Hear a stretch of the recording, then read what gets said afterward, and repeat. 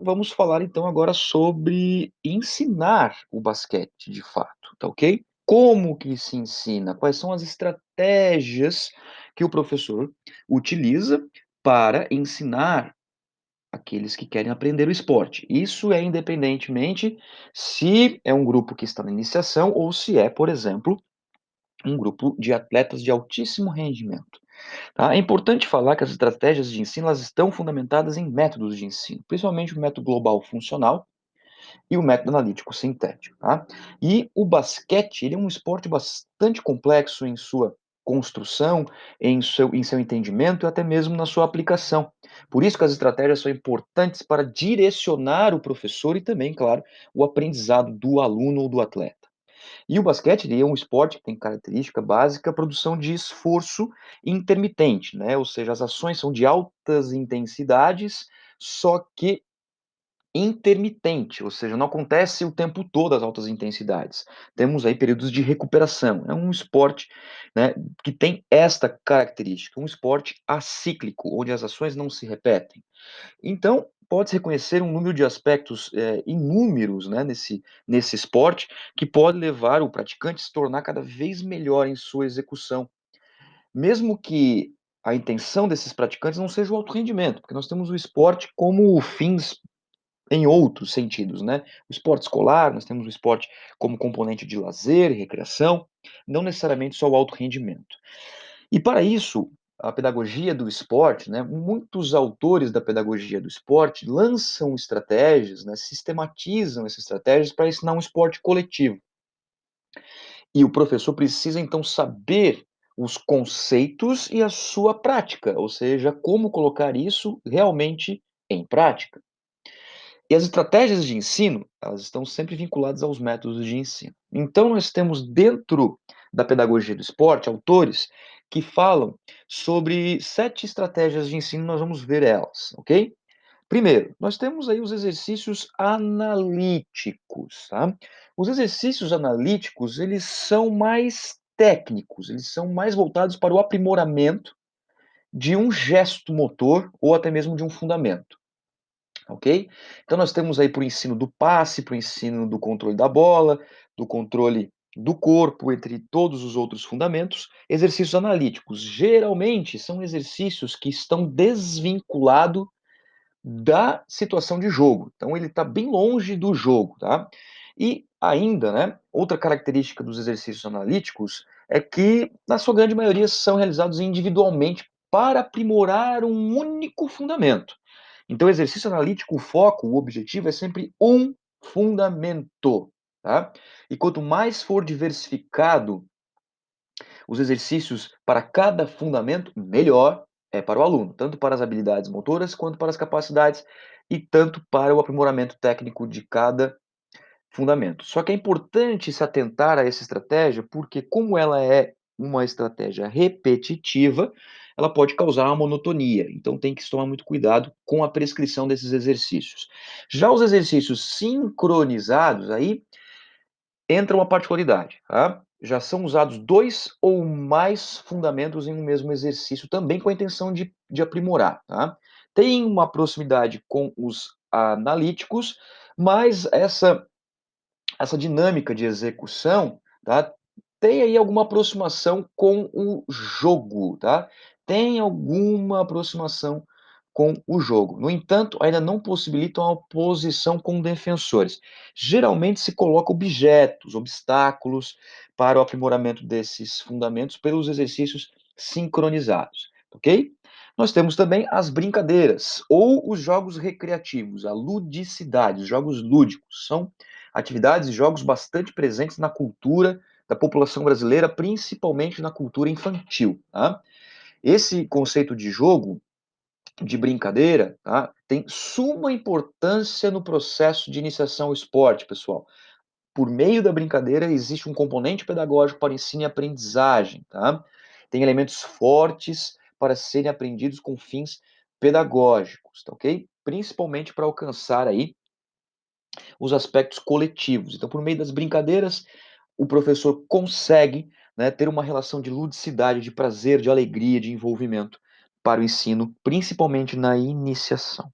Bom, nós temos também as situações de jogo. Situações de jogo, como o próprio nome diz, é reproduzir o que acontece em momentos reais de jogo, momentos isolados de jogo, principalmente em situações táticas, tá? Como, por exemplo, um versus um, mano a mano, chamado mano a mano, tá? O aspecto individual, as ações individuais, as ações grupais, 2 versus 2, 3 versus 3, né? As situações coletivas também, e ainda as situações de vantagem, desvantagens numéricas, como, por exemplo, contra-ataque, onde você vai ter 2 versus um, enfim. Então, as situações de jogo também é uma estratégia. Nós temos os jogos pré-desportivos, como o nome diz, antes do jogo, pré-desportivo. Tem a mesma lógica, né, que os jogos esportivos, só que geralmente com regras bem mais simples, existe um componente de ludicidade, né, geralmente se apresentam com duas equipes, mas podem ter três ou mais equipes, um alvo a ser atingido. é, então nós temos aí alguns aspectos que podem ser trabalhados com os fundamentos em espaço delimitado. Nós temos aí o jogo dos passes, que é muito bem característico de jogo pré-desportivo, tá? Pode ter aí participação de muitos alunos ao mesmo tempo, não tem aquela exigência de tantos materiais assim, e ainda que é bastante importante é o quê? A possibilidade do conhecimento das regras básicas e ainda com o envolvimento de todos os alunos, tendo conhecimento da mecânica do jogo. Então é muito importante os jogos pré-desportivos também. Nós temos os jogos reduzidos. Os jogos reduzidos, né, classicamente, são jogos que têm um espaço e um número de jogadores reduzidos, tá? Não necessariamente precisa ter os dois. Tendo o espaço ou o número de jogadores reduzidos, já é considerado um jogo reduzido. Ainda tem autores que colocam que jogo reduzido também tem-se o tempo de jogo reduzido, tá? Possui vantagens demais, principalmente no alto rendimento, tá? Uma participação mais efetiva no jogo, contato com a bola, a questão também do desenvolvimento de capacidades motoras como agilidade, resistência, tá? Devido, claro, a ser um jogo reduzido. E pode-se ter vários jogos reduzidos dentro de um espaço físico, tá ok? Então, jogos reduzidos também bastante utilizados aí no alto rendimento. E o jogo formal também é uma estratégia, o jogo pelo jogo, tá? Atletas de alto rendimento treinam muito o jogo formal, ou seja, por exemplo, os titulares contra os reservas, né, até para o treinador conseguir ter a relação de como que se está a diferença entre um grupo principal e o seu grupo principal que está no banco de reserva, mexer em posições de jogadores, testar táticas. Então, o jogo pelo jogo também é uma estratégia de ensino, principalmente no alto rendimento.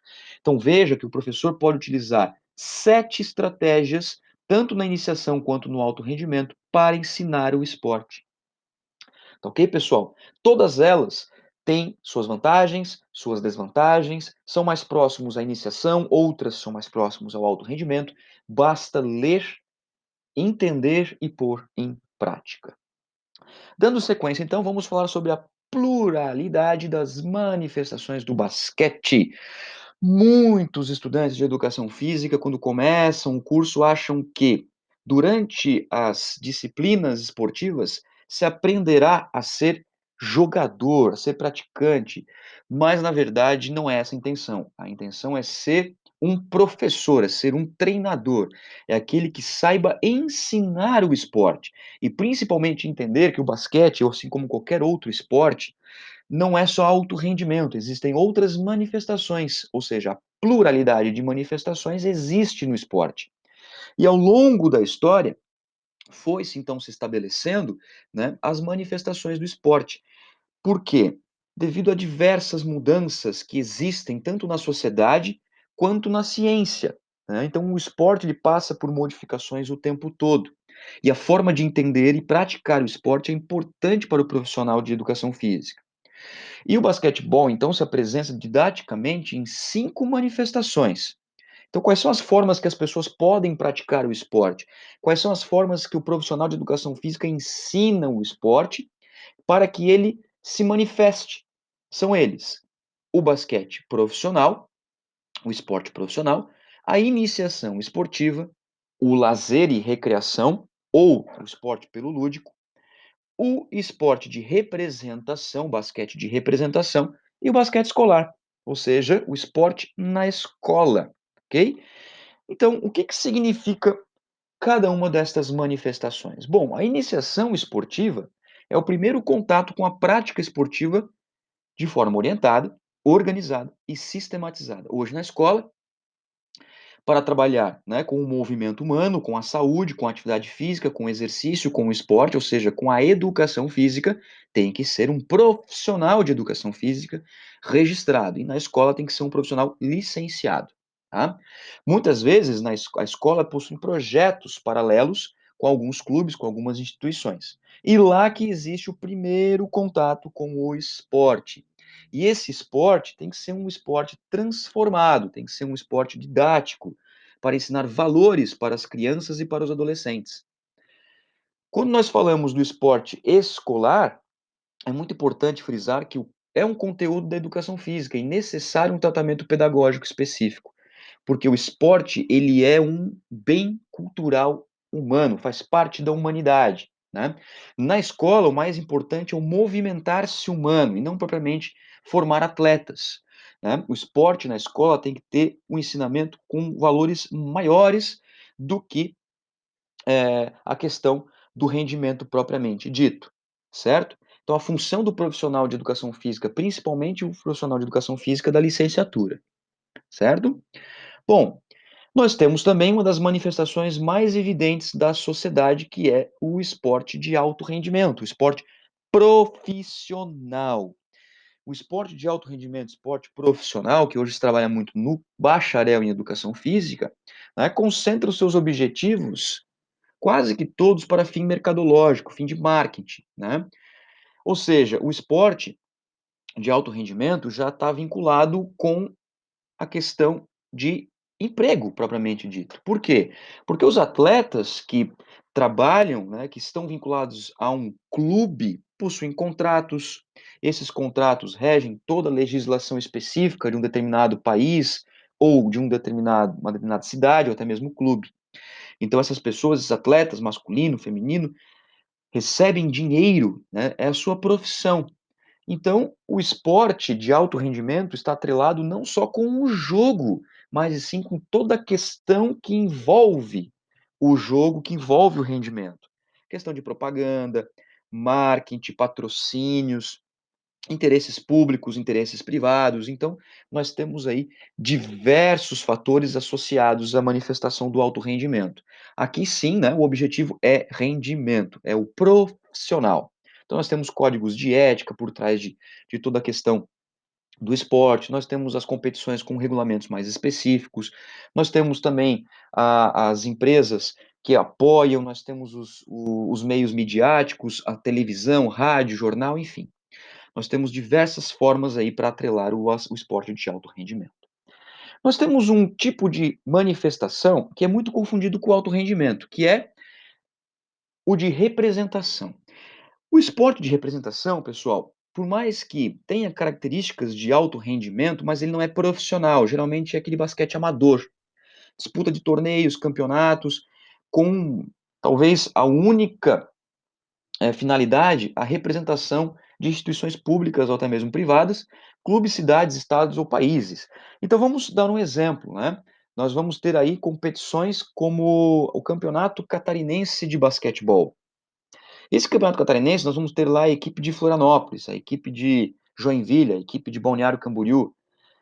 Existe toda uma questão de treinamento, existe toda uma questão de organização, né, de viagens, mas não tem-se o vínculo empregatício, não é profissional, é amador, tá? É apenas uma representação de uma cidade, de um clube, tá ok? Assim como nós temos os campeonatos regionais que envolvem universidades, as universidades vão apenas participar daquela competição, não se paga o estudante para poder participar.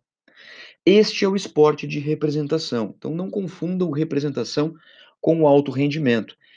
Nós temos também uma outra manifestação que é muito importante, que vem ganhando bastante espaço nas praças, né, nas ruas, que é o basquete de lazer, principalmente com o streetball, né, que é uma forma de praticar o esporte.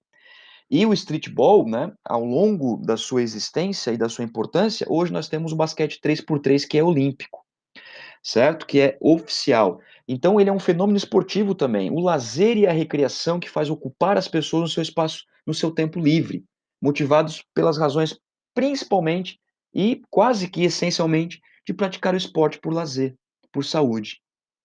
Ok, pessoal? Então essas são as manifestações que nós temos no esporte, tá? Não se esqueçam, lembrem-se, frisem bem disso e principalmente as principais características de cada um deles.